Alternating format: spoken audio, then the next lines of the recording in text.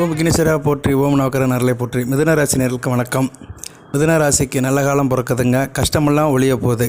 நீங்கள் படுற கஷ்டத்துக்கெல்லாம் கடைசி நாள் வருது. மிதுன ராசிக்கு பொதுவாக கஷ்டத்தை கொடுக்கறது செவ்வாய் தான்.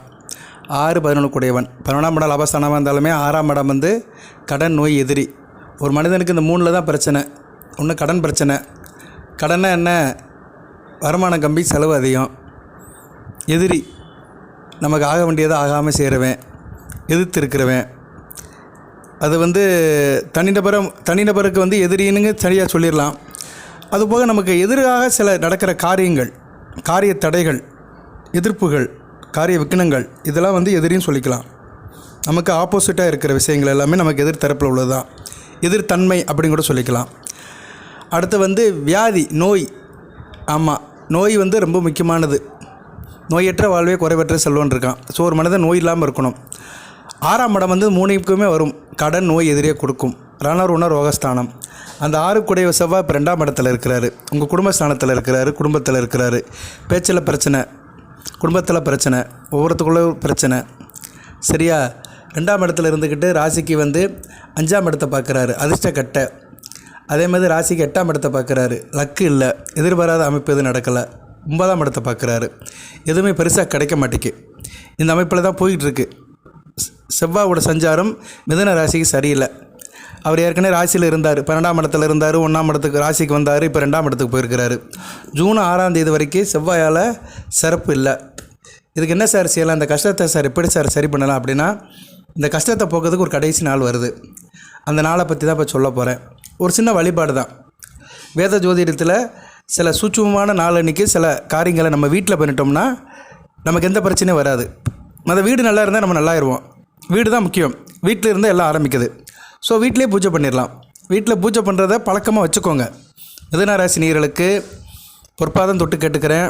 நம்ம சேனலை பார்க்குறவங்க, ரிட்டன் வியூவர்ஸ், நியூ வியூவர்ஸ் யாராக இருந்தாலும் சரி, வீட்டில் வந்து பூஜையை வந்து நிரந்தரமாக வச்சுக்கோங்க. சார் நான் சின்ன வீட்டில் இருக்கேன்னா ஒரு சின்ன அலமாரி வச்சுக்கோங்க. அலமாரி கூட இல்லை சார்னா குத்து விளக்கு வச்சுக்கோங்க. ஒரு பலகையில் குத்து விளக்கு வச்சுட்டு 2 ஃபோட்டோ வச்சுக்கோங்க. விநாயகர் படம், முருகன் படம், உங்கள் குலசாமி படம், 3 படத்தை வச்சுக்கோங்க போதும். திட்டமிட்ட குடும்பம் தவிட்டாத இன்பம். திட்டமிட்டு வாழுங்க. சரியா? பெருசாக ஆடம்பரமாக தான், பிரம்மாண்டமாக தான் செய்யணும் கிடையாது. ஏழைக்கேற்ற எழுவுருண்டை, நம்ம விரலுக்கேற்ற வீக்கம், இப்படி வாழ்ந்தாலே வந்து போதும். குடும்பத்தில் வந்து முதல் தெய்வத்தோடைய கடாட்சியம் கிடைக்கும். தெய்வம் குடும்பத்தில் இருக்கும். நம்ம வந்து கவலைப்பட வேண்டாம். சரியா? தெய்வசக்தி வீட்டில் இருக்குது. மிதுன ராசி வீட்டில் தெய்வசக்தி இருக்குது. ராசிக்கே தெய்வம் வரப்போகுது. குரு பகவான் வந்துட்டார்னா ராசியில் வந்து தெய்வத்தோடைய அனுக்கிரம், தெய்வசக்தி கிடைக்கும். சரி, ஓகே, இருக்கட்டும். இப்போ வந்து அந்த சின்ன வழிபாடு, அந்த வழிபாடு மட்டும் பண்ணிட்டீங்கன்னா கஷ்டமெல்லாம் தீர்ந்துடும். எப்படி சார் கஷ்டமெல்லாம் ஒரே நாளில் தீர்ந்துருமா? சில பேருக்கு தீரும். கஷ்டங்கிறது வந்துங்க மனிதனுக்கு வந்து வாழ்நாள் முழுக்க பிரச்சனை இருக்க தான் செய்யும். பட் சில பிரச்சனைகள் அப்பப்போ தீர்ந்துருச்சுன்னா சந்தோஷம் அடைகிறோம். அதை தான் கஷ்டத்துலேருந்து வெளியே வந்துடும் சொல்கிறோம். ஆனால் கஷ்டம் இல்லாமல் இருக்க முடியாது. இன்பம் துன்பம் ரெண்டுமே மனிதனுக்கு மாறி மாறி வரும். இதை ஏற்றுக்கிட்டு தான் இருக்கணும் எல்லோரும். நான் ஒரே மாதிரி இன்பமாகவும் இருக்க முடியாது, ஒரே மாதிரி துன்பமாகவும் இருக்க முடியாது. ரெண்டும் இரவு பகல் மாதிரி மாறி மாறி வரும். எப்படி ஒரு நாளைக்கு இரவும் பகல் இருக்குதோ அது மாதிரி மனிதனுக்கு இன்ப துன்பம் வந்துட்டு தான் இருக்கும். பட் வந்து அதில் வந்து சதவீதம் இருக்குது. சில பேருக்கு வந்து இன்பத்தோடைய சதவீதம் அதிகமாக இருக்கிறதுனால சௌரியமாக சந்தோஷமாக இருக்கிறாங்க. சில பேருக்கு துன்பத்தோடைய சதவீதம் அதிகமாக இருக்கிறனால துயரப்பட்டு கஷ்டப்பட்டு இருக்கிறாங்க. இதுதான் வித்தியாசம். எல்லாத்துக்குமே இன்ப துன்பம் இருக்க தான் செய்யுது. இது ரெண்டையும் தவிர்த்து வாழ முடியாது. ஸோ துன்பப்படுறவர்கள் வந்து நான் சொல்கிற அன்றைக்கி அந்த பூஜை புனஸ்காரத்தை பண்ணிட்டீங்கன்னா துன்பத்திலேருந்து வெளியே வந்துடலாம், கஷ்டத்திலேருந்து வெளியே வந்துடலாம். அதுக்கு மேலே கஷ்டம்னு இருந்தால் கூட கஷ்டத்தை தாங்குகிற சக்தியை தெய்வம் கொடுக்கும். சரியா? அதை அப்படி நீங்கள் புரிஞ்சுக்கணும். கடவுளே எனக்கு சக்தியை கொடு, உழைக்கிற சக்தியை கொடு, நான் வேலையை தேடிடுவேன், சம்பாத்தியம் பண்ணிடுவேன். ஸோ அந்த சக்தி வேணும். அந்த சக்தியை கண்டிப்பாக தெய்வம் கொடுக்கும். 14/5/2025 சித்திரை 31 புதன்கிழமை அந்த நாள் வருது. பொன்னான நாள், அற்புதமான நாள், பொக்கிஷமான நாள், மிதுன ராசிக்கு வேண்டிய நாள். ராசிக்கு வேண்டிய கிரகம் 2-6 செவ்வாயும் சந்திரனும் தங்களுக்குள்ள ஒரு பரிமாற்றத்தில் இருக்கிறாங்க. பரிவர்த்தனை யோகம். செவ்வாய் நீசபங்கம் அடைகிறாரு, சந்திரனும் நீசபங்கம் அடைகிறார் பரிவர்த்தனை யோகத்தால். 2 பேருமே பரிவர்த்தனை யோகத்தில் நல்ல நிலைமைக்கு வராங்க. அன்றைக்கி வந்து தேய்பிரை துதியை திதி வந்து தேய்பிரை துதியை இருந்தாலுமே சந்திரனுக்கு ஒளி இருக்குது. ஏன்னா பௌர்ணமி முடிஞ்சு 3ஆவது நாள் தான், 2ஆவது நாள் தான் கரெக்டாக சொன்னோம்னா. பௌர்ணமி, பிரதமை, துதியை சந்திரன் ஒளிச்சந்திரன் இருக்கிறாரு, ராசிக்கு 6ஆம் இடத்துல உத்தியோக ஸ்தானத்தில் இருக்கிறாரு. குரு பார்வைக்கு வராரு. இதுதான் பெரிய கூடுதல் விஷயம். கஜகேசரி யோகம், குருச்சந்திர யோகம். குரு பயிற்சிக்கு முன்னாடி நடக்கும் இந்த சம்பவம். இந்த சம்பவம் வந்து மிதுன ராசிக்கு ஒரு பெரிய வரப்பிரசாதமாக அமையுது. இந்த நாள், இந்த சேர்க்கை, இந்த இணக்கம் நல்ல விதமாக பார்க்கப்படுகிறது. இந்த சங்கல்பம். சந்திரன் அனுச நட்சத்திரத்தில் ஏறுறாரு விருச்சிக ராசியில். உங்கள் ராசிக்கு வேண்டியவன் 8, 9 கூடிய சனி பகவானுடைய நட்சத்திரம். அருமையான அமைப்பு. சரியா? யோகம் கொடுக்கும், அதிர்ஷ்டம் கொடுக்கும், எதிர்பாராத பண வரவு இருக்கும். மிகச்சிறப்பாக பார்க்கப்படுகிறது மிதுன ராசிக்கு. என்ன சார் செய்யணும் அப்படின்னு பார்த்தோம்னா, அன்றைக்கி புதன்கிழமை 14/5/2025 காலையில் சீக்கிரமாக எந்திரிச்சிருங்க, குளிச்சுருங்க, சூரிய நமஸ்காரம் பண்ணுங்கள். வீட்டில் வந்து முருகப்பெருமான் படத்தை எடுத்துக்கோங்க. படத்தை சுத்தம் பண்ணுங்கள், குங்குமம் போட்டு வைங்க. பூ முதல் நாளே வாங்கி வச்சுருங்க. செவ்வரளி பூ அல்லது முல்லைப்பூ, முருகனுக்கு 2 பூ, இல்லைன்னா செம்பருத்தி பூ, சிவப்பு கலரில் பூ இருக்கணும். கனகாமரத்தை வச்சிடாதீங்க. சரியா? அதனால் செம்பருத்தி, செவ்வரளி இல்லைன்னா முல்லைப்பூ, இந்த 3 பூவால் முருகனுக்கு மாலை சூட்டலாம். செந்தாமரைப்பூ கூட போடலாம். செந்தாமரம் சிவப்பு கலரில் தான் இருக்கும். செந்தாமரைப்பூ போட்டாலும் முருகன் ஏற்றுக்குருவார். ஏன்னா செந்தாமரை வந்து மகாலட்சுமியோட அனுக்கிரம். மகாலட்சுமியை முருகனுக்கு பிடிக்கும். அத்தை அல்லவா, தன்னோட மாமன் திருமாலன் மனைவி அல்லவா, அதனால் செந்தாமரைப்பூவும் முருகனுக்கு கொடுக்கலாம், ஒன்றும் பிரச்சனை இல்லை. அது வந்து ஒரு 3வது ஆப்ஷனை வச்சுக்கோங்க. செவ்வரளிப்பூ ஈஸியாக கிடைக்கும். செவ்வரளிப்பூ வீட்டுக்கு முன்னாடி ஏகப்பட்ட வீட்டில் தோட்டம் வளர்க்குறாங்க. பைபாஸ் ரோட்டில் ஃபுல்லாக செவ்வரளிப்பூ தான் வச்சுருக்குறாங்க. பைபாஸ் ரோடில் வந்து இந்த சென்ட்ரல் மீடியன் இருக்குது பார்த்தீங்களா, அதுக்குள்ளே போடுற செடி, வளர்கிற செடி எல்லாமே செவ்வரளிப்பூ தான். அதை பறிக்கிறதுக்கு ஆள் இல்லாமல் அப்படியே காஞ்சி போய் கிடக்குது. எல்லா ஊர்லேயும் பைபாஸ் நடுவில் பார்த்தீங்கன்னா செவ்வரளிப்பூ தான் இருக்குது. ரைட்டு, அதெல்லாம் இருக்கட்டும். அந்த பூவை முருகனுக்கு போடுங்க. 2 செவ்வாழைப்பழம், 4 வெத்தலை, 4 கொட்டைப்பாக்கு, கற்கண்டு, அவ்வளோதான். 2 செவ்வாழைப்பழம், 4 வெத்தலை, 4 கொட்டைப்பாக்கு, கற்கண்டு கொஞ்சம். இதை கடையில் வாங்கிட்டு வந்துடுங்க. செவ்வாழைப்பழம் கிடைக்கலன்னா மாம்பழம் வாங்கிக்கோங்க. மாம்பழம் இப்போ ஈஸியாக கிடைக்கும், சீசன் தான். இதை வந்து நீங்கள் படையலாக வச்சுக்கோங்க. நைவேத்தியம் பண்ணுங்கள். முருகனுடைய நாமத்தை சொல்லுங்கள். விநாயகரோட நாமத்தை சொல்லுங்கள். எந்த பூஜை புனஸ்காரம் பண்ணாலுமே விநாயகரோட நாமத்தை சொல்லணும். அது உங்கள் குலசாமியை கும்பிடணும். முருகனை கும்பிட்றதுக்கு முன்னாடி குலசாமியை கும்பிடணும். நான் முருக வழிபாடு ஏன் சொல்லியிருக்கேன்னா, அன்றைக்கி வந்து விருச்சிக ராசியில் சந்திரன் செவ்வாயோட பரிவர்த்தனாகி பூச நட்சத்திரத்தில், அனுச நட்சத்திரத்தில் நிற்கிறது. செவ்வாய்க்கு வேண்டியது. அன்றைக்கி இந்த வழிபாடு பண்ணிட்டீங்கன்னா செவ்வாயால் எந்த டிஸ்டர்பும் இருக்காது. செவ்வாய் தான் மிதுன ராசிக்கு பிரச்சனையை கொடுக்குறவர், கடன் நோய் எதிரியை கொடுக்குறவர். இதிலேருந்து வெளியே வந்துடலாம். ஒரு மனிதனுக்கு வந்து முக்கியமாக 100% இந்த 3 தான் இருக்கும். கடன் இருக்கும், இல்லைன்னா நோய் இருக்கும், இல்லைன்னா எதிரி இருக்கும். கடன்கிறது பண பிரச்சனை, ப்ளஸ்ஸாகவும் இருக்கலாம், மைனஸாகவும் இருக்கலாம். நோய்ங்கிறது தேக ஆரோக்கியம், எதிரிங்கிறதுன்னு எதிர்ப்பு, காரிய தடங்கள். சரியா? இவ்வளோ தான் இருக்கும். நல்லா கூட்டி கழித்து பார்த்தோம்னா ஒரு மனிதனுக்கு அன்றாட அவனுடைய நடவடிக்கையில் எதிர்கொள்கிற 3 விஷயமே இது 3 தான் இருக்கும். ஓகே, அதுக்குள்ளே ரொம்ப போக வேண்டாம். பட்டு இந்த பூஜையை பண்ணிட்டீங்கன்னா 3 சரியாயிரும், ஷார்ட் அவுட் ஆயிரும். இந்த கஷ்டத்துலேருந்து வெளியே வந்துடலாம். இந்த கஷ்டத்தின் கடைசி நாளாக அது பாவிக்கப்படுகிறது. பூஜை பண்ணுங்கள். விநாயகரோட நாமத்தை சொல்லுங்கள். விநாயகரோட கணபதி காயத்ரி மந்திரத்தை சொல்லுங்கள். குலதெய்வத்தை கும்பிடுங்க. குலதெய்வம் இருக்கும் உங்களுக்குன்னு, அந்த குலதெய்வத்தை மனதில் நினச்சிக்கோங்க. அடுத்து முருகப்பெருமானை கும்பிடுங்க. முருகப்பெருமானோட நாமத்தை சொல்லுங்கள். திருப்புகழ் படிங்க. கந்த கஷ்ட கவசம் படிங்க. கந்தகுரு கவசம், கலிவெண்பா, திருமுருக ஆற்றுப்படை, நிறைய இருக்குது. சரியா? முருகனுக்கு வந்து நிறைய நாமங்கள் இருக்குது. சகசர நாமங்கள் நிறைய இருக்குது. வந்தவனையும் வருகின்ற வல்வனையும் கந்தன் என்று சொல்ல கலைஞடமே செந்தில் நேர் செவ்வாய் என்ற திருநீரனைவருக்கு மேவராதா வினை உருவாருவாய் உளதாய் அழதாய் மறுவா மலரா மணியா உளையா கருவா உயிரா கதையா வதிவா குருவாருவா அருவா குகனே 5 முகம் தோன்றில் 6 முகம் தோன்றும் வெஞ்ச மலர் அஞ்சே என வேல் தோன்றும் நெஞ்சில் ஒரு காலம் நினைக்கல் இருகாலம் தோன்றும் முருகா என்று ஓதற்குமன். இதை அப்படியே சொல்லுங்கள். அதுபோக வந்து அவனுடைய நாமத்தை சொல்லுங்கள். அறுபடையில் விடுக்கிற நாமத்தை சொல்லுங்கள். சுவாமிநாதா போற்றி, தாப்பன் சாமியை போற்றி, தண்டபாணி கடவுளை போற்றி, திருச்செந்தூர் முருகா போற்றி, செந்திலர் வேலவனை போற்றி, சிவசுமன கடவுளை போற்றி, திருத்தணி முருகா போற்றி, வள்ளிதாவின் மணவாளனை போற்றி, திருப்பரங்குடுத்து முருகா போற்றி, தெய்வான மணவாளா போற்றி, பழனிவாழ் பாலகுமாரா போற்றி, குழந்தை வேலாதமை போற்றி, தண்டபாணி கடவுளை போற்றி, ஞானதேசிகா போற்றி, ஞானகுருபரா போற்றி, ஆறுபடைவளன் திருமுருகா போற்றி, பழமைச்சோலை முருகா போற்றி, வள்ளி தேவாயினுடன் காட்சி அளிப்பவனை போற்றி. இப்படி நிறைய எவ்வளோ வேணாலும் சொல்லலாம். நம்ம கிரியேட் பண்ணி மேக்கிங் பண்ணி எவ்வளோ நம்மளாம் சொல்லலாம். கந்தா, கடம்பா, கதிர்வேலா, கார்த்திகையா, சண்முகத்தரசே, இப்படி நிறைய சொல்லிக்கிட்டே இருக்கலாம். சொல்ல சொல்ல இனிக்குதப்பா உன் நாமத்தை முருகா. சரியா? முருகன் நாமத்தை சொல்ல சொல்ல இனிச்சிக்கிட்டே இருக்கும். தூக்கம் வந்துடும் சில நேரம். நான் சில நேரம் தூங்கிடுவேன் பூஜை அறையிலலாம். அவன் நாமத்தை சொல்லும்போது உட்காந்து அப்படியே படிக்க ஆரம்பிச்சோன்னா தூங்கிடுவேன். மேக்ஸிமம் கந்தசேக கவசம் படிக்கும்போது தூங்கிடுவேன். என்னை அறியாமல் தூக்கம் கொட்டாய் வந்துச்சுன்னா என்கிட்ட வந்து அவனோட அருள் வருதுன்னு அர்த்தம்.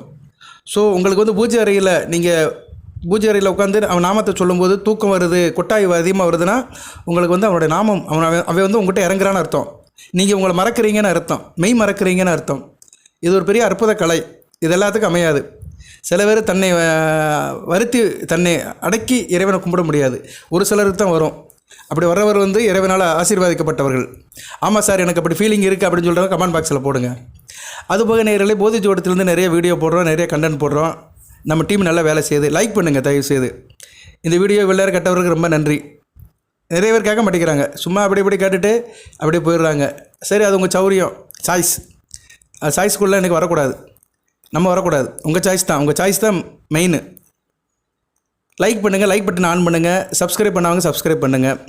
எதுக்கு சொல்ல வரேன்னா, அப்படி அந்த மெய் மருந்து போகிறவர்கள் கொடுத்து வைத்தவர்கள். அப்படி பண்ணுறவங்க, அப்படி இருக்கிற ஃபீல் பண்ணுறவங்க கமெண்ட் பாக்ஸில் போடுங்க. ஆமாம் சார், எனக்கு அந்த ஃபீலிங் இருக்குது அப்படின்னு போடுங்க. முருகனுடைய நாமத்தை டைப் பண்ணுங்கள். ஓகே, உங்களுக்கு தெரிஞ்ச மந்திரத்தெல்லாம் சொல்லுங்கள். நிறைய இருக்குது, வேல் உருத்தம்னு நிறையா இருக்குது. நிறைய பாடியிருக்கிறாங்க. அருணார் பாடியிருக்கிறாரு, நக்கீரர் பாடியிருக்கிறாரு, குமரகுருபரர் பாடியிருக்கிறாரு. முருகனை பற்றி நிறைய பேர் பாடியிருக்கிறாங்க. முருகனை பற்றி ரைட், நிறைய இவர் பாடியிருக்கிறார், பாமன் சாமன் பாடியிருக்கிறாரு. ரைட்டு, இதில் ஏதோ ஒரு சுலோகத்தை சொல்லுங்கள். முருகனை வழிபடுங்க. மனமுருகி ஊனுருகி உடல் உருகி கும்பிடுங்க. நல்ல விதமாக பார்க்கப்படுகிறது. நல்லா இருக்கும். அடுத்து வரையின நாட்கள் மிகச் சிறப்பாக இருக்கும். சரி சார், பலன்கள் எப்படி சார் இருக்குது? பலன்கள் நல்லா தான் இருக்குது. மிதுன ராசிக்கு பலன்களை எடுத்துட்டோம்னா இந்த மே மாதம் நல்லா தான் இருக்குது. இப்போ தான் பலனுக்கு வந்திருக்கேன் நான். இவ்வளோ நேரம் சொன்னது எல்லாமே கிரக அமைப்புகள், முக்கியமான பிரச்சனைக்குள்ள கிரகத்துக்கு உண்டான வழிபாடு. இதுதான் வழிபாடை வந்து டயத்துக்கு சூட்சமாக முறைப்படி செஞ்சுட்டோம்னா சரியாக போயிடும். சரி சார், எந்த நேரத்தில் சாமி கும்பிடணும்? அது ஒன்று இருக்குல்ல, 6 to 8 காலையில், புதன்கிழமை 6 to 8 முடிச்சுட்டு நீங்கள் வேலை வெட்டிக்கு போகலாம். கரெக்டாக ஒரு 7:15 to 7:45 செஞ்சுருங்க. சரியா? காலையில் இருந்தீங்க, சூரிய நமஸ்காரம் பண்ணுங்கள், குளிங்க, கடமையில் முடிங்க, சூரிய நமஸ்காரம் பண்ணுங்கள், பூஜை அறைக்கு வாங்க. நான் சொன்ன பொருட்கள்லாம் வச்சு சாமியை கும்பிட்டுட்டு 8 மணிக்குள்ளே முடிச்சுட்டு வேலைக்கு போயிருங்க. சரியா? 8:30க்கு சாப்பிட்டு பேக் எடுத்துகிட்டு கிளம்பிடுங்க. 90 கிலோமீட்டர் வேகத்தில் வேலைக்கு போங்க. எல்லாம் நல்லபடியாக நடக்கும். முருகனும் கூடயே வருவார். உன்னுடைய வேல் ஒன்று உறுதுணையாய் வருகிறது, முள்ளிருட்டு பாதையிலும் தோதாக தெரிகிறது. உன்னுடைய வேல் ஒன்று உறுதுணையாய் வருகிறது, வருகிறது வேல் வருகிறது. வரும். சரியா? எங்கே போனாலும் வரும். பைக்கில் போனாலும் வரும், காரில் போனாலும் வரும், நடந்து போனாலும் வரும். உனக்கு முன்னாடி அவனோட வேல் போய்கிட்டே இருக்கும். சரியா? வேல் ஒன்று வினையில்லை. பலன்கள் எப்படி சார் இருக்குது? நல்லா பாட்டு பாடுறியா சார், பலன்கள் எப்படி இருக்குது அப்படின்னு கேட்குறவங்களுக்கு சொல்கிறேன். நான் சின்ன பிள்ளையிலே ஸ்கூலில் ட்ராமாலெல்லாம் இருப்பேன் நேயர்களே. எனக்கு ஜோதிடம் எனக்கு வந்து தொட்டில் பழக்கம். எங்கள் தாத்தா ஜோதிடர், எங்கள் அப்பா ஜோதிடர். நான் சின்ன பிள்ளையிலேருந்து கேட்டு நான் அப்படியே வந்துட்டேன். சரியா? என்ன அறியாமலேயே சில இதெல்லாம் வரும். நான் ஸ்கூலில் ட்ராமாலெல்லாம் ஆக்ட் பண்ணியிருக்கிறேன், நல்ல இதெல்லாம் பண்ணியிருக்கிறேன். சரி, என் சொந்த கதை ஒரு பக்கம் இருக்கட்டும். மிதுன ராசிக்கு எப்படி சார் இருக்குது? மிதுன ராசி சொந்தங்களுக்கு எப்படி இருக்குது? என்னை வாழ வைத்த தெய்வங்கள் மிதுன ராசி நேயர்கள். இனிய சொற்கள் நல்லாயிருக்கும், பேச்சு நல்லாயிருக்கும், நல்லா பேசுவீங்க, ஆரோக்கியம் நல்லாயிருக்கும். தாயார் வழியிலும் சரி, தாய்மாமன் வழியிலும் சரி நல்ல ஒரு ஏற்றம் இருக்கும். சொந்த பந்தத்தில் ஒரு இணக்கம் இருக்கும். தடங்கள் இருந்துச்சு பார்த்தீங்களா, இனிமேல் தடங்கள்லாம் சரியாக போயிடும். இந்த முருகப்பெருமானை கும்பிட்டிங்கன்னா தடங்கள்லாம் தகர்த்தெறியப்படும். எல்லாம் வெடி வச்ச மாதிரி செதறி போயிடும். நீங்கள் போகிற இடமெல்லாம் ரத்தன கம்பளம் விரிக்கப்படும். சொல்ல காப்பாற்றுவீங்க. சொன்ன நேரத்தில் காப்பாற்றுறதுக்கு ஒரு ஆப்பர்ச்சுனிட்டி கிடைக்கும். இளைய சகோதர வழியில் ஒரு ஏற்றம் கிடைக்கும். புத்திர சந்தானம் கிடைக்கும். பிள்ளைகளால் ஒரு ஏற்றம் கிடைக்கும். கோயில் குளத்துக்கு போயிட்டு வருவீங்க. தெய்வீக யாத்திரை, புனித சிலை யாத்திரத்துக்கு போயிட்டு வருவது நல்ல ஒரு வாய்ப்பு இருக்குது. முன்னோர்கள் வழிபாடு இருக்கும். முன்னோர்களை வழிபாடு பண்ணணும். சரியா? முன்னோர்கள் வழிபாடு என்றைக்கு சார் பண்ணலாம் அப்படின்னா அமாவாசை அன்னைக்கு பண்ணணும். சரியா? வீட்டில் இருக்கிற முன்னோர்களை வழிபாடு பண்ணிங்கன்னா மிகச்சிறப்பாக இருக்கும். கோபம் கூடவே கூடாது, கோபப்படக்கூடாது. கோபத்தை மறந்து விடு. அந்த கொடிய பழக்கத்தை நிறுத்தி விடு. கோபத்தை மறந்துடணும், அந்த பழக்கத்தை நிறுத்திட்டோம்னா நல்லாயிருக்கும். ஏன்னா கோபம் இருக்கக்கூடாது. சரியா நேர்களே? சில பேர் சொல்லுவாங்க கோபம் இருக்கிற இடத்துல தான் குணம் இருக்கும்பாங்க. நம்ம அதெல்லாம் அப்படிலாம் போக வேண்டாம், அந்த லாஜிக்குள்ளலாம் போக வேண்டாம். முதல் கோபப்படாமே இருப்போம். குணம் ஒரு பக்கம் இருந்தாலுமே கோபப்படாமல் இருக்கிறதே ஒரு நல்ல குணம் தான். சரியா? அதை ப்ராக்டிஸ் பண்ணிக்கோங்க, வளர்த்துக்கோங்க. உத்தியோகம் பண்ணுறவங்களுக்கு நல்லா இருக்கும். சரியா? சில பேருக்கு உத்தியோக ரீதியாக வெளிநாடு வெளி மாநிலத்துக்கு போகிறதுக்கு வாய்ப்பு இருக்கும். டெபுடேஷன் இருக்கும். இல்லைனா கேம்ப் போயிட்டு வருவீங்க. கொஞ்சம் எச்சரிக்கையாக இருங்க. வேலை பார்க்குற இடத்துல கொஞ்சம் எச்சரிக்கையாக இருங்க. ஏன்னா 6 கூடையும் 2ஆம் இடத்துல இருக்கிறதுனால வேலை பார்க்குற இடத்துல பேச்சுவார்த்தையில் கொஞ்சம் எச்சரிக்கையாக இருக்கணும். மற்றபடி வேலையிலலாம் பிரச்சனை இருக்காது. ஒரு விஷயத்தை கன்வே பண்ணும்போது சில பிரச்சனைகள் வந்துடும். உங்களை அறியாமலே சில வார்த்தைகள் சொல்லிடுவீங்க, அது பிரச்சனையாக இருக்கும்.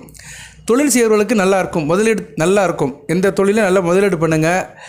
அதே மாதிரி முதலீடு பண்ணும்போது ஷார்ட் பீரியடுக்கு பண்ணாதீங்க, ஒரு லாங் பீரியடுக்கு பண்ணுங்கள். தொலைதூர திட்டத்துக்காக நல்லா நீடித்து நல்ல ஒரு முதலீடு பண்ணிங்கன்னா நல்ல லாபம் வரும். அம்மா அப்பாவை கன்சல்ட் பண்ணிக்கோங்க. எந்த ஒரு காரியம் பண்ணாலுமே வீட்டில் இருக்கிற தாய் தப்பனை கன்சல்ட் பண்ணி செஞ்சீங்களா எல்லாமே உங்களுக்கு சக்ஸஸாக முடியும். திரைப்படத்துறையை சேர்ந்தவங்க, கலைத்துறையை சேர்ந்தவங்க, சின்ன துறையை சேர்ந்தவங்களுக்கு நல்லாயிருக்கும். வேலைவாய்ப்பெல்லாம் நல்ல விதமாக பார்க்கப்படுகிறது. உதவிகள் கிடைக்கும், வர வேண்டிய பணம் வரும். நல்ல விதமாக இருக்குது. கலைஞர்களுக்கு நல்ல விதமாக பறக்கப்படுகிறது. கலைஞர்கள் பாதுகாக்கப்படுவீர்கள், பாராட்டப்படுவீர்கள். நல்லா இருக்கும். கலைத்துறையை சேர்ந்தவர்களுக்கு நல்லாயிருக்கும். நிறையா இருக்குது. இயல், இசை, நாடகம், சிற்பம், ஆடல், பாடல், ஓவியம் அனைத்தும் நல்லா இருக்குது. சரியா நேர்களே? 3 கூடையவன் அடுத்து இப்போ ராசிக்கு 11ஆம் இடத்துல இருக்கிறார். அது 12ஆம் இடத்துக்கு வந்தாலும் நல்லது தான். கொஞ்சம் அலைச்சல் இருக்கும். உச்ச வீட்டில் இருக்கிறார் சூரியனும் போதாலும் உச்ச வீட்டுக்கு வராங்க. யார்? சுக்கிர வீட்டுக்கு வராங்க. சுக்கிர ராசி 10ஆம் இடத்துல உச்சம். அவர் மே 31 வரைக்கும் இருப்பார். இந்த மாதம் கடைசி வரைக்கும் இருப்பார். அதுக்கிடையில் மே 15, 16 சூரியனும் புதனும் ராசிக்கு 12ஆம் இடத்துக்கு வந்துடுவாங்க. பெரிய ஸ்தானத்துக்கு வந்தாலுமே ஒன்றும் பிரச்சனை இல்லை. கொஞ்சம் சுபச்செலவு அலைச்சல் இருக்கும். ஆனால் உச்சம் வீட்டில் இருக்கிறனால டாப்பாக பழங்கள் நல்லாயிருக்கும். சரியா? அரசியல்வாதிகளுக்கு நல்லாயிருக்கும். கட்சி தலைமை உங்களை நல்லபடியாக தட்டி கொடுத்து வேலை வாங்குவாங்க. கட்சி தலைமையோட ஆசீர்வாதம் கிடைக்கும். அவங்களுடைய அனுக்கரணம் உங்களுக்கு கிடைக்கும், கருணை கிடைக்கும். தொண்டர்கள் உங்கள் சொல்லுபடி கேட்பாங்க, மகிழ்ச்சியாக இருக்கும். ஸோ அரசியல் கட்சி தலைவர்களுக்கு நல்லா இருக்குது. அரசியல் அரசாங்க விஷயங்கள்லாம் மிதுன ராசிக்கு மிகச்சிறப்பாக இருக்குது. குடும்ப பெண்கள் எப்படி சார் இருப்பீங்க? பெண்கள் நல்லா இருப்பீங்க. எதிர்பார்த்து உதவி கிடைக்கும். ஆனால் கொடுக்கல் வாங்கல மட்டும் கவனமாக இருங்க. நீங்களாம் சீட்டு போடுறது, இந்த பணம் போடுறது, ஏலச்சீட்டு போடுறது, பரிவர்த்தனை பண்ணுறது, இது மாதிரி வேலையெல்லாம் நிறைய பண்ணுவாங்க குடும்ப பெண்கள். அதில் கொஞ்சம் எச்சரிக்கையாக இருங்க. மாணவர்கள், ஆரம்ப கல்வி மாணவர்கள் எல்லாம் வீட்டில் தான் இருக்கிறீங்க ஜாலியாக. வீட்டில் இருக்கிறவங்க எதனாச்சும் டியூஷனுக்கு போங்க, கோச்சிங் சென்டர் போங்க, எதனாச்சும் படிங்க. கம்ப்யூட்டர் சம்மந்தப்பட்டது, டைப்ரைட்டிங் சம்மந்தப்பட்டது, வேறு எக்ஸ்ட்ரா கரிக்குலர் ஆக்டிவிட்டிலாம் நிறைய இருக்குது. அதெல்லாம் படிங்க. சும்மா கிரிக்கெட்டே பார்த்துட்டு இருக்காதீங்க. கிரிக்கெட் பாருங்கள், நைட்டில் பாருங்கள், ஐபிஎல் பாருங்கள். நான் வேண்டாம் சொல்லலை. பகல் பொழுது எங்கேனாச்சும் போங்க. சரியா? நிறைய பேர் வேஸ்ட் பண்ணிடுறானுங்க. கைத்தொழில் ஒன்றை கற்றுக்கொள், கவலை உனக்குள்ளே ஒத்துக்கொள். என்ன தான் படித்தாலுமே கைத்தொழில் தெரியணும். கைத்தொழில் ஒன்று இருந்துச்சுன்னா நல்லாயிருக்கும். நான் எம்எஸ்சி படிச்சிருக்கேன் சார், எம்காம் படிச்சிருக்கிறேன். எம்காம் படித்தவங்க கண்டிப்பாக டைப்ரைட்டிங் படிச்சிருவாங்க. ஏன்னா அதில் கண்டிப்பாக வந்துடும். ஆனால் மற்றவங்களாம் படிப்பாங்க. அந்த ஆர்ட்ஸ் காலேஜில் எம்ஏ படிக்கிறது, மற்ற வேலையெல்லாம் படிச்சுட்டு டைப்ரைட்டிங் படிக்காமல் வேலையில் சிரமப்படுவாங்க. அதனால் தலைச்சு டைப்ரைட்டிங் படிச்சிருங்க. டைப்ரைட்டிங் படிச்சுட்டு சிஸ்டத்துலேயும் வேலை பார்த்துக்கலாம், டைப்ரைட்டிங்கில் வேலை பார்க்கலாம், கிளர்க்கு வேலை, இதெல்லாம் நிறைய கிடைக்கும். சரியா? ஒரு ஆஃபீஸில் கூட போய் அக்கௌண்ட்டோட உட்காந்துக்கலாம். சரியா நேர்களே? அதனால் கைத்தொழில் படிச்சுக்கோங்க. நிறைய இருக்குது கைத்தொழில். உங்கள் படிப்புக்கு ஏற்ற மாதிரி, வயதுக்கு ஏற்ற மாதிரி நிறைய இருக்குது. இன்றைக்கி 6 மாத கோர்ஸ், 2 மாத கோர்ஸ் அதெல்லாம் இருக்குது. அதெல்லாம் படிங்க. சரியா? படிச்சிங்கன்னா உங்களுக்கு நல்லாயிருக்கும். ஏன்னா இப்போதைக்கு புதன் நல்ல நிலைமையில் இருக்கிறார், 11ஆம் இடத்துல இருக்கிறார். ஏனிங் நல்லாயிருக்கும். உங்களால் எதுவுமே ஈஸியாக கிரகிக்க முடியும், நல்லா படிக்க முடியும், நல்ல விதமாக பார்க்கப்படுகிறது. 4ஆம் இடத்துக்கு சுக்கிரன் பார்வை இருக்குது, நல்ல விதமாக பார்க்கப்படுகிறது. ஸோ காற்று இருக்கும்போதே தூற்றுக்கொள் அப்படி சொன்ன மாதிரி இது மாதிரி நேரத்தில் நீங்கள் படிச்சுக்கிட்டிங்கன்னா நல்லாயிருக்கும். இந்த சம்மர் வெக்கேஷனை நல்லபடியாக பயன்படுத்திக்கோங்க. சரி நேயர்களே? அதுபோக பெண்கள் கணவன் கூட கொஞ்சம் இணக்கமாக போங்க, நல்ல விதமாக பார்க்கப்படுகிறது. நண்பர்களால் ஒரு அனுகூலம் இருக்கும். எதிரிகளால் எந்த பிரச்சனையும் இருக்காது. அதுக்கு தான் இந்த பூஜை பண்ண சொல்கிறேன். இந்த பூஜை கிட்டத்தட்ட சத்துரு சம்ஹார பூஜை தான். செவ்வாய் வீட்டில் சந்திரன் சனி பகவான் சாரத்தில் இருக்கும்போது பூஜை பண்ணுறது நல்ல அமைப்பாக பார்க்கப்படுகிறது. சத்துரு சம்ஹார பூஜை வீட்டிலே பண்ணுறீங்க. எதிரிகளால் எந்த பிரச்சனையும் இருக்காது. எதிரிகள்லாம் தோஷமாயிருவாங்க, வெற்றி மேல் வெற்றி கிடைக்கும். தந்தையோட உறவு நல்லபடியாக இருக்கும். உங்களுக்கும் தந்தைக்கு உறவு நல்லபடியாக இருக்கும், ஜொலிக்கும். பிதிர் சொத்துக்கள்லாம் உங்களுக்கு கிடைக்கிறது காலகட்ட வாய்ப்பாக பார்க்கப்படுகிறது. குடும்பத்தில் ஒற்றுமை இருக்கும். பிள்ளைகளுக்காக கொஞ்சம் செலவு பண்ணுற மாதிரி இருக்கும். கடன் பிரச்சனையெல்லாம் கட்டுக்குள்ளே இருக்கும். அதே மாதிரி சமுதாயத்தில் மதிப்பு மரியாதை கூடும். சிம்மராசிக்கு நல்ல விதமாக தான் பார்க்கப்படுகிறது. சிம்ம ராசியில் மிதுன ராசி. அதே மாதிரி எதையும் நல்லபடியாக யோசனை பண்ணுவீங்க, வருமுன் காப்பீங்க, யோசித்து செய்வீங்க, சிந்தனை செயலும் ஒன்றாக இருக்கும். அடுத்தவங்க சொல்ல விஷயத்தை அப்படியே ஏற்றுக்க மாட்டீங்க. நீங்களாக யோசித்து முடிவு பண்ணி அதைத்தான் செய்வீங்க. அது உங்களுக்கு சக்ஸஸை கொடுக்கும். நல்லது கெட்டதை யோசனை பண்ணி செஞ்சீங்கன்னா கூடுதல் பலமாக இருக்கும். பண விஷயத்தில் கொஞ்சம் கவனமாக இருங்க. சரியாக? கொடுக்கல் வாங்கல. அதே மாதிரி இந்த மாதத்தில், இந்த வருகின்ற மே மாதம் பேலன்ஸ் நாட்களில் எந்த காரியத்தையுமே பார்த்து, எந்த காரியத்தில் கரெக்டாக தான் இருப்பீங்க. சாப்பாடு விஷயத்தில் கொஞ்சம் கவனமாக இருக்கணும். வயிறு சம்மந்தப்பட்ட பிரச்சனைகள் வரலாம். சரியா? அதனால் உஷ்ண சம்மந்தப்பட்ட சாப்பாடை சாப்பிடாதீங்க. கொஞ்சம் பார்த்து இருந்துக்கோங்க. ராசியில் குரு வராரு. குரு வயிறு சம்மந்தப்பட்டவர் தான். கொஞ்சம் கேஸ்ட்ரிக் ப்ராப்ளம் இருக்கும். அதனால் கேஸ் சம்மந்தப்பட்ட பொருட்களை கம்மியாக சாப்பிடுங்க. நிறைய தண்ணி குடிங்க. சரியா? நிறைய தண்ணி குடிச்சிங்கன்னா இந்த பிரச்சனையும் இருக்காது. ஆன்மீக நாட்டம் இருக்கும். கோயில் குளத்துக்கு போயிட்டு வருவீங்க. தெய்வ பக்தி அதிகமாக இருக்கும். தொழில் வியாபாரத்தில் லாபம் கூடும். இதுதான் முக்கியம். ஏன்னா சனி பகவான் 10ஆம் இடத்துல நல்ல ஒரு பாதம் எடுக்கிறாரு. இதுக்கு ஒரு தனியாக ஒரு வீடியோ போடுறேன். சரியா? சனி பகவான் ஒரு சப்ஜெக்ட்டு 400 நாளைக்கு நல்லா இருக்கிறாரு. நான் போன வீடியோவில் சொல்லியிருக்கேன்னு நினைக்கிறேன். அவர் சுபவருக்கு எடுக்கிறாரு, சுயசாரத்தில் போகிறாரு. 400 நாளைக்கு நல்ல அமைப்பில் இருக்கிறாரு சனி பகவான். ஸோ சனி பகவானால் நல்லா இருக்கும், தொழிலில் நல்லபடியாக இருக்கும், தொழிலை கொடிக்கிட்டு பறப்பீங்க, நல்ல விதமாக பார்க்கப்படுகிறது. ஓகே, வழிபாடு என்ன சார் இந்த மே மாதம் வழிபாடு அப்படின்னு பார்த்தோம்னா, இப்போ இருக்கிற கிரகத்தின்படி பார்த்தோம்னா கந்தச கவசம் தான் படிக்கணும். 2ஆம் இடத்துல செவ்வாய் இருக்கிறாரு. செவ்வாய்க்கிழமை தோறும் இரவு 8-9 வீட்டில் செவ்வாய் முருகப்பெருமானுக்கு பூஜை பண்ணிட்டு கந்தச கவசம் படிங்க, நல்ல விதமாக பார்க்கப்படுகிறது. கூடுதலாக பெருமாள் கோவிலுக்கும் போகலாம், புதன்கிழமை போகலாம். இல்லைனா ஆயில்யம் கேட்டே ரேவதி நட்சத்திரங்க வர அன்றைக்கி போகலாம். 5ஆம் தேதி நாளைக்கு வந்து ஆயிலிய நட்சத்திரம், நாளைக்கு கூட போகலாம். நீங்கள் நாளைக்கு புதன் உரையில் போகலாம், இரவு 7 to 8 போனீங்கன்னா மிகச்சிறப்பு. இதெல்லாம் நாள் பார்த்து செய்யணும். நீங்கள் மிதுனராசி நேயர்கள் வந்து ராசிநாதன் புதனுடைய வலு பெறணும்னா, ஏன்னா அவர் தான் முக்கியமானவர், உங்கள் ராசிநாதன், உங்கள் குடும்ப தலைவன். அவருடைய வலு பெறணும்னா புதன்கிழமை முக்கியமான நாளாக பார்க்கப்படுகிறது. புதன்கிழமை புதன் வரை காலையில் 6 to 7, மதியம் 1 to 2, இரவு 8 to 9 இந்த டயத்தில் பெருமாள் கோயிலுக்கு போய்ட்டு பெருமாளை கும்பிட்டு வரணும். பெருமாளுக்கு வேண்டிய துளசி மாலை வாங்கி கொடுக்கலாம். அதுபோல் ஏழை மாணவர்களுக்கு ஏதாச்சும் உதவி பண்ணலாம், நோட்டு புஸ்தகம் வாங்கி கொடுக்கலாம் படிக்கிற மாணவர்களுக்கு. ஏன்னா புதன் வித்தியாகாரன் அல்லவா, இதெல்லாம் வந்து சோசியல் ஒர்க் எதுவும் செய்யலாம். பெருமாள் கோயிலுக்கு போய் பெருமாளையும் கும்பிடலாம், பெருமாளுடைய 4000 திவ்ய வந்த பாடலில் பாடலாம், நாமத்தை சொல்லலாம். இல்லைனா புதனுடைய நட்சத்திரம் வருகிற நாட்கள் ஆயில்யம் கேட்டே ரேவதி அன்னைக்கும் பெருமாள் கோயிலுக்கு போகலாம். புதன் உரையில் போகணும். சரியா? அதெல்லாம் காலண்டரில் பார்த்துக்கணும். இதெல்லாம் சூட்சும வழிபாடு. அந்த சூட்சும வழிபாடு பார்த்து நீங்கள் போனீங்கன்னா பிரபஞ்சம் வந்து உங்களை காத்திருக்கும், ரெடியாக இருக்கும். அன்னைக்கு தேதி புதனுடைய ஆதிக்கம் அதிகமாக இருக்கும், உங்கள் ராசினரோட ஆதிக்கம் அதிகமாக இருக்கும். மனதும் உடலும் ஒத்துப்போகும். மனதும் உடல் ஒத்து போச்சுன்னா நல்லா ஆகிட்டீங்கன்னு அர்த்தம், பெர்ஃபெக்டாக ஆகிட்டீங்கன்னு அர்த்தம். 4 கூடையவன் ராசியாதிபதி அவன் தான், 4 கூடையவன் சுகஸ்தானாதிபதி அவர் தான். அதுவும் அவர் எந்த இடத்துல இருக்கிறார் அந்த ஆதிபத்திய காரகத்தைங்களும் எல்லாம் செய்வார்.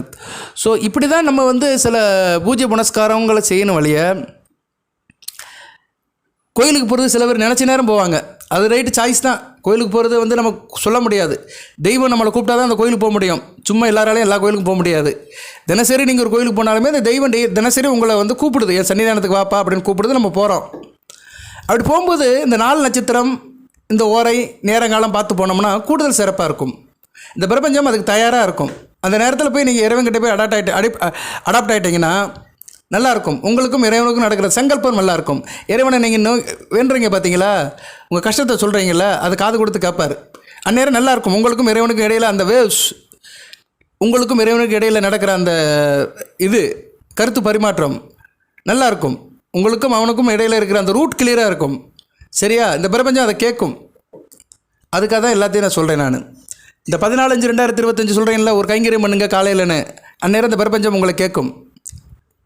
உங்கள் கஷ்டத்தை வந்து தீர்க்கிறதுக்கு அது கடைசி நாளாக பாவிக்கப்படுகிறது. பிரபஞ்சம் அதுக்கு உதவி பண்ணும். சரியா நேயர்களே? இதெல்லாம் பார்த்து செய்யுங்க. இந்த பிரபஞ்சத்தில் வந்து எல்லாமே சாதிக்கப்படும். நம்ம நேரங்களை பார்த்து செய்யணும்.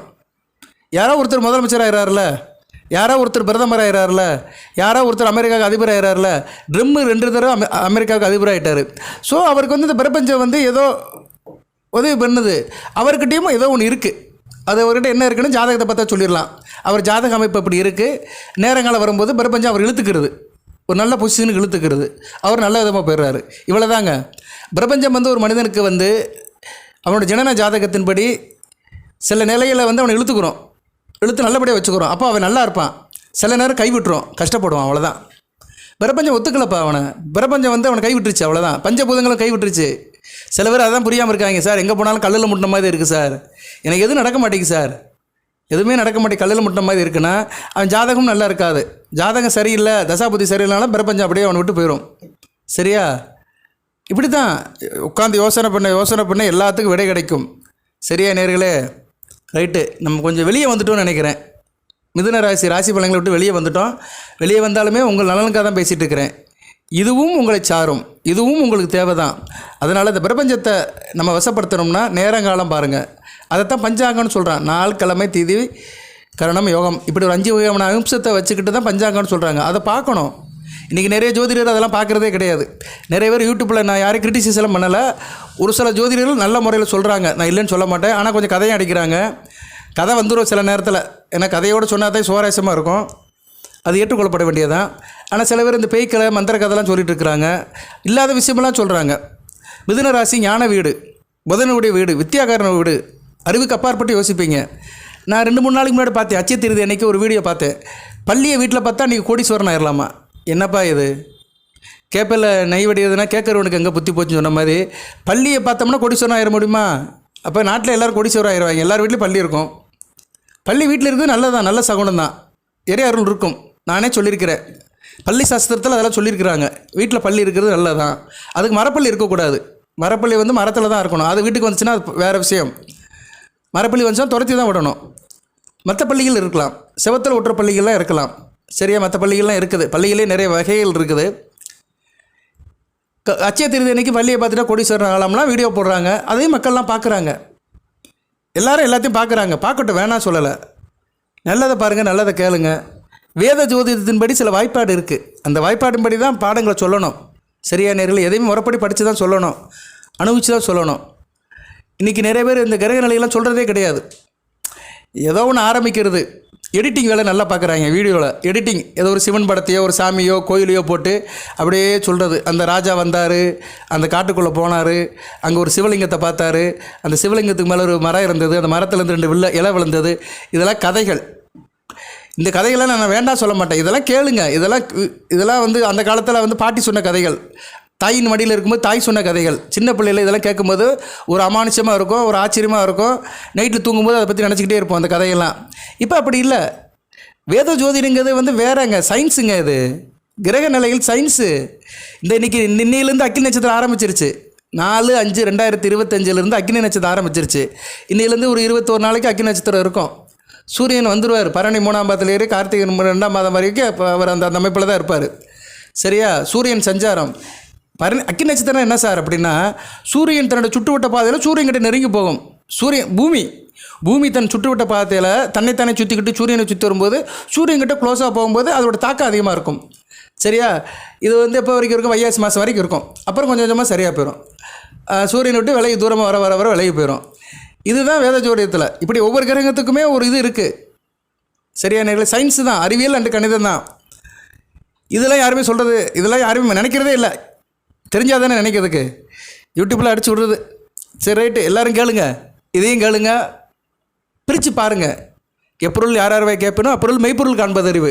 சரியா நேர்களே? அதனால் சூஸ் பண்ணி பாருங்கள்.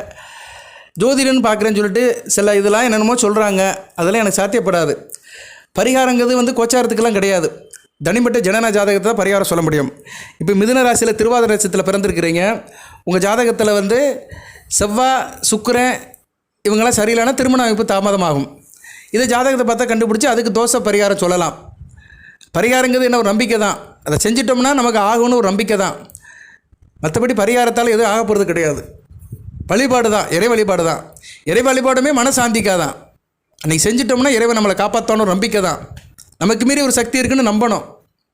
இப்படி ஒரு குழந்தைக்கு தாய் தகப்பன் ரொம்ப முக்கியமோ அது மாதிரி இந்த பிரபஞ்சத்துக்கு தாய் தகப்பன் அந்த பார்வதி பரமேஸ்வரன் தான். அவங்கள நம்பினோம்னா நம்ம நல்ல விதமாக இருக்கும். அது ஒரு நம்பிக்கை தான். விதியை அனுபவிச்சு தான் ஆகணும். கர்ம பலனை கழித்து தான் ஆகணும். சரியா? என்னுடைய ஜாதக கட்டம் எப்படி இருக்கோ அதுபடி தான் எனக்கு நடக்கும். நான் என்ன தான் எண்ணெயை தடவி விட்டு மண்ணில் உருண்டாலும் சரி ஒற்றை மண்ணு தான் ஒட்டும். அதுபோல் தான் எல்லாத்துக்கும் அப்படித்தான். ஓகே நேர்களே, எதுக்கு சொல்ல வந்தேன்னா, திசை திரும்பிடாதீங்க. அதில் அதை சொல்கிறான் இதை சொல்கிறான்னு இருக்கிற காசு பணத்தை செலவு பண்ணிடாதீங்க. நிறைய பேர் அதான் பண்ணுறானுங்க. அதை போடுறேன், கல்லை போடுறேன், அதை பார்க்குறேன், இதை பார்க்குறேன், அப்படி செய்கிறேன், இப்படி செய்கிறேன்னு இல்லாதெல்லாம் சொல்லி உங்கள் பாக்கெட் இருக்க மணியை எடுக்கிறாங்க. அதுக்கெல்லாம் போயிடாதீங்க, வசப்பட்டுறாதீங்க. நீங்களாக இருங்க. வீட்டில் சின்ன சின்ன பூஜைகளை பண்ணுங்கள். 4 நட்சத்திரம் நேரங்காலம் வரும்போது சின்ன சின்ன பூஜைகளை பண்ணாலே போதும். சரியா? அதுக்காக நான் சொல்கிறதா செய்யணும்னு நான் சொல்லலை. இதையும் கன்சிடர் பண்ணுங்கள், யோசனை பண்ணுங்கள். யோசனை பண்ணி நல்ல ஒரு முடிவு எடுத்து இறை வழிபாடை அதிகப்படுத்துங்க.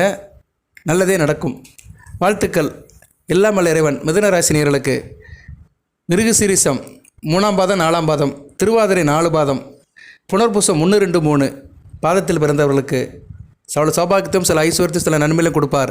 அனைத்து வளங்கள் நலங்களை விட்டு தேக ஆரோக்கியத்துடன் தீர்க்காலுடன் நீடியோடு வாழ்க, நிறைந்த வளம் பெறுக. நன்றி நேயர்களே.